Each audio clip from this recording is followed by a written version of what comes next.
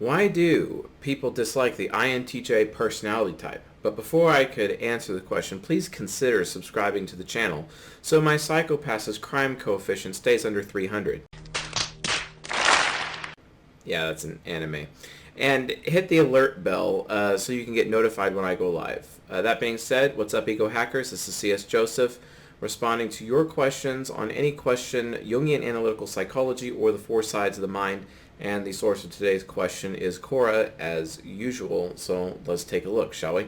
Deha Spriggs, customer service. And there's like 30 answers in here, so like who knows how this is going to go. I think you can only get an answer correct from other introverts. The extroverts have proven time and time again that they cannot fathom other human beings genuinely disliking spending time with people. I mean, she's kind of not wrong about that. There is a bias there. I mean, just look at Ness Hicks. That person sounds super bitter and truly believes that an INTJ wishes to be more like him. I don't think people understand, so here. INTJs, me anyway, dislike most people. True.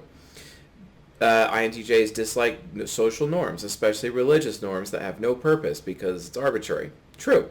We cannot accept things as they are, and we need to know why. That's not necessarily true. I mean, INTJs, for example, they get really caught up in TE processes, especially like with education institutions or credentials or some type of proof of achievement that they think has value when the reality is those two are arbitrary. So that's kind of more of an ENTP shadow response, or maybe even ENTP ego response. I'm not necessarily sure. Learning genuinely makes us feel happy. I kind of disagree with that as well. I mean, INTJs do have a reputation of cutting corners when it suits them. We don't understand 80% of people and why they do what they do. That's accurate.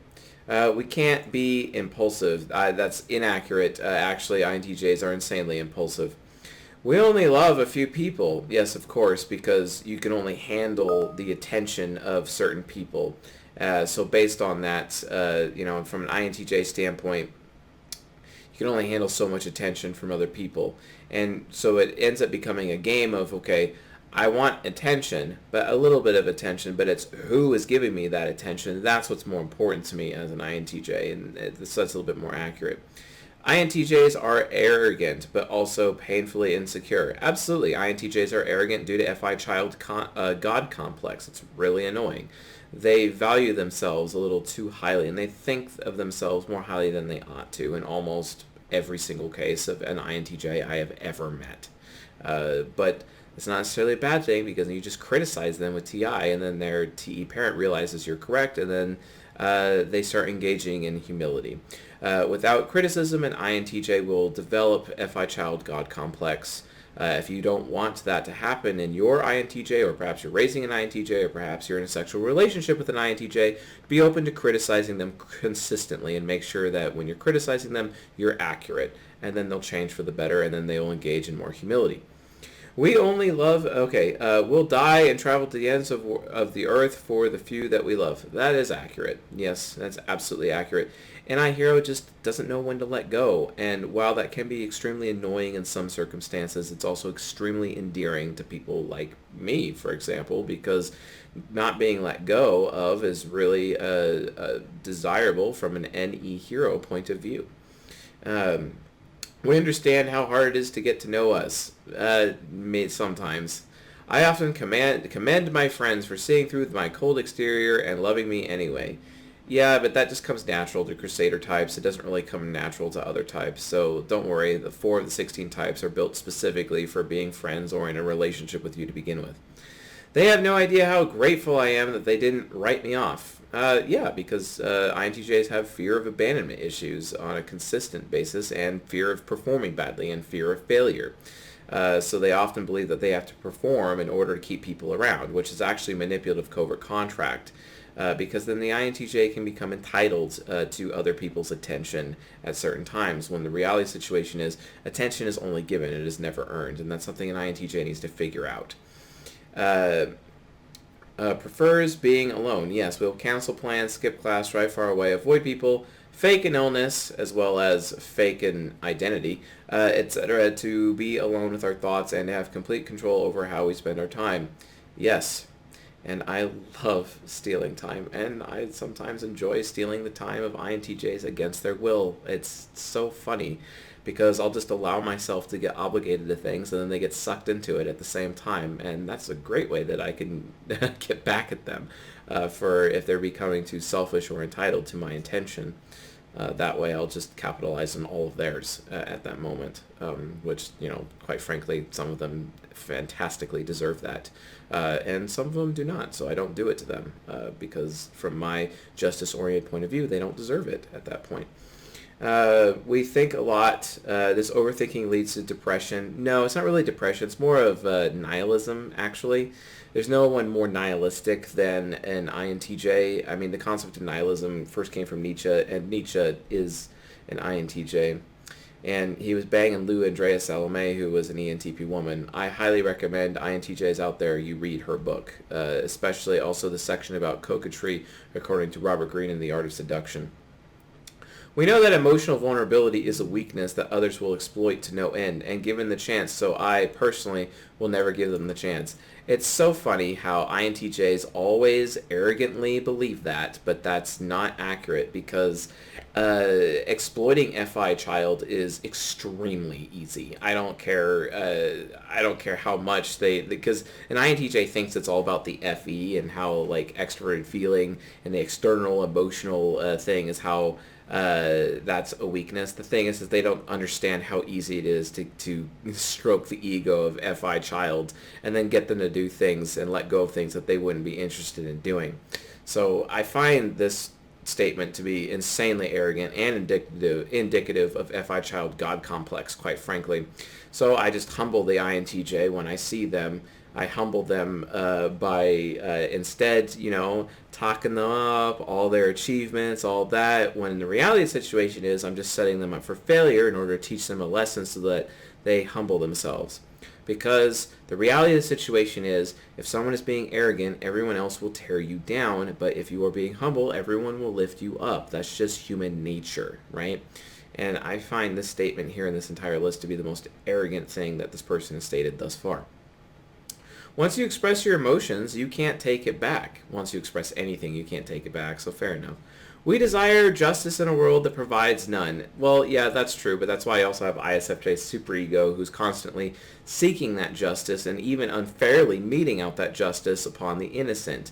Because oftentimes you guys have this covert contract with yourself where it's like, okay, hey, I'm going to perform for these people, so that means they're loyal to me. I'm trading my performance for loyalty. But the reality of the situation is that you never told them of that expectation. So how dare you judge them and call them out for being unfair to you when you never stated to begin with that that was your expectation, that they should stick around in exchange for you performing for them to begin with. That's not fair. Therefore, what right do you have to mete out justice on others if you didn't even share that expectation with them to begin with, Strong moral compass and clear aspirations. This determines what we do above all else, not emotions. Yes, clear aspirations, maybe. I mean, you guys are movement types, so not necessarily true. Very strong moral compass. The problem is that an INTJ's moral compass can be corrupted if they are more focused on their achievements instead of actually expressing gratitude for what they have. Oftentimes, an INTJ can lose sight of their moral compass in exchange or in favor of high achievement, which is really frustrating, but it's just normal for them. Every INTJ has tried to change who they are, has tried to like people, parties, meaningless sex, mindless jobs, small talk. Very true. Because they were tired of being misunderstood. Very true. I tried to be normal all throughout school. My first year of college, I made myself go out to frat parties and drink because this is what college is. I gained no joy from it. In fact, I always had to be drunk before I left my dorm or else I'd leave 10 minutes into the party. Yeah, because by being drunk, you're put into your ENTP's or unconscious, which allows you to extrovert more often in that situation. So otherwise, not being in your extroverted side of your mind, of course you would leave a party 10 minutes early. So she finishes saying, you know you, and you know why you do the things you do. All of your fellow INTJs know you aren't being malicious, and you truly don't understand the way others view the world. People, like some of those who answered, cannot fathom this and need to paint you as a villain. Tell those who dislike you and want you to be an extrovert to F off and go back to reading your book. Go find an ENFP. That's actually good advice. Their positive outlook and warmth are contagious. They will understand, or at least try. I'll upvote that. So I've already gotten plenty into this video. I'm not going to really answer or read any more questions at this point, but this is quite accurate. So I will now give the C.S. Joseph response to this particular question. Why do people dislike the INTJ personality type? Reality is it comes down to FI child God complex, mixed in with their lack of social awareness through extroverted feeling trickster. INTJs often come off as narcissistic and, quite frankly, in love with themselves. They're always telling everyone else about their achievements, and that's very off-putting to other people, especially people who are underachievers.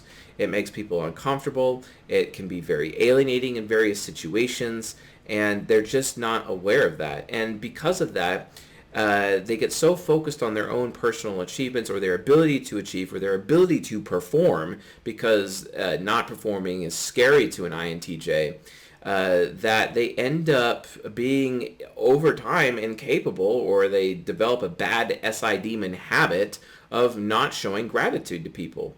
And it's like they spend all of their sympathy and all of their gratitude on themselves, so that they are so self-focused that all they can do is focus on achieving and reaching higher levels of status, higher levels of credentials, higher levels of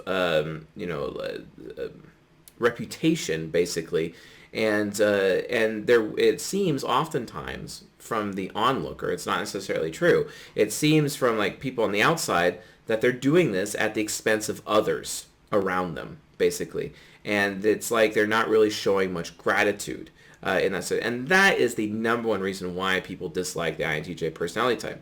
And an example of this, I think, latent narcissism that you could see from FI child is where people start talking about how, even TI child has a similar narcissism to it. That's TI child God complex for INFJs. But with INTJs, you can see this all over the internet. This is why people are talking about that. There's memes out there about INTJ master race, or someone else in this particular Quora thread talks about how people are jealous of INTJ sovereignty, which just makes me want to barf. That's not the case. INTJs are absolutely fundamentally brilliant, and I would say probably the most brilliant one that ever lived is probably Frank Abagnale, one of the greatest con artists of all time. And don't get me wrong, I've known some INTJ con artists in my time as well. But the difference is that they have a really hard time showing sympathy for others because very few people give them empathy. That's the thing. And while I could criticize INTJs all night, Deha Spriggs here is actually very accurate in stating how an INTJ is so misunderstood.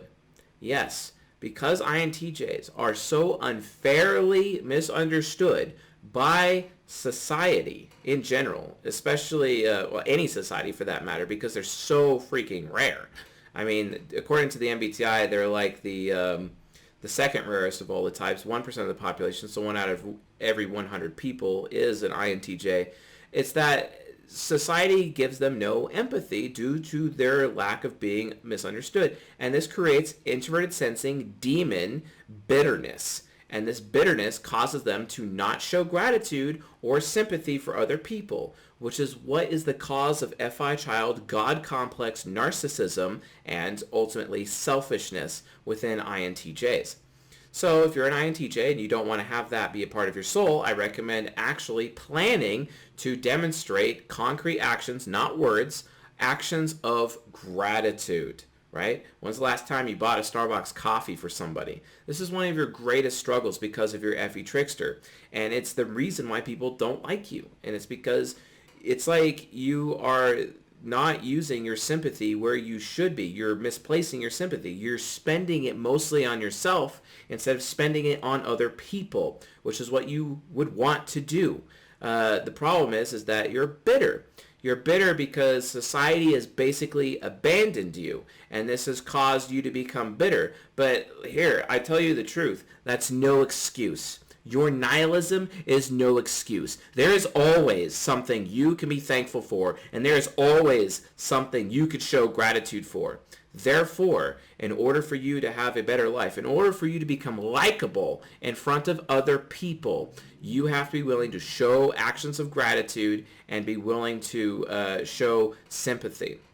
Oh, cue up the INTJ right now who's like, well, you know, what if that turns me into a doormat, blah, blah, blah. Okay, well, if that turns you into a doormat, here's how you treat people to avoid being a doormat in that particular situation. Treat everyone around you like an investment portfolio.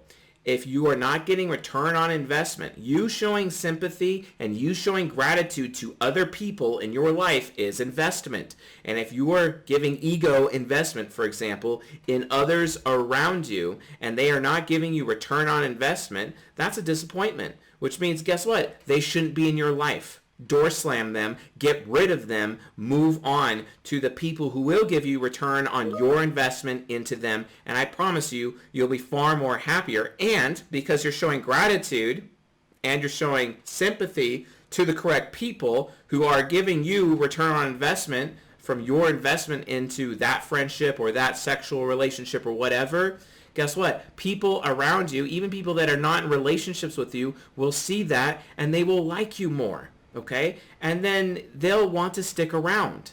And then they'll also respect you and care about you and actually ask you your opinion. So pretty fantastic if you ask me. So if you'd like a chance of your question being answered on this channel, please post it on Quora or leave it as a comment below. If you want deep dive lectures on the science that focus on personal growth, career development, parenting, and sexuality, please visit csjoseph.life/members and get an apprentice membership. Anyway, with all that being said, I'll see you guys tonight.